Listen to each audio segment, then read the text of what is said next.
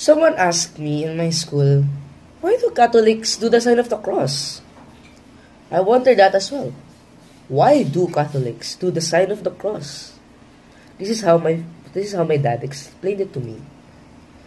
Basically, there are a lot of gods in this world that exist.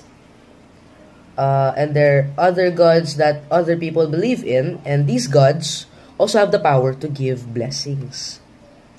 But most of the time, these blessings will have something to give in return. But God Himself, He just gives blessings because He loves us. So, think of it this way. When you're doing the sign of the cross, you are praying to God, right? But when you don't do the sign of the cross, you are praying to someone else. So, in a metaphor, it says that when you call 911, you are calling the emergency number, right? But when you call 912, are you calling 911? No, you're not. You're calling someone else. So basically, by doing the sign of the cross, Father, the Son, the Holy Spirit, Amen, and that means you are calling God Yahweh. And that is why Catholics do the sign of the cross.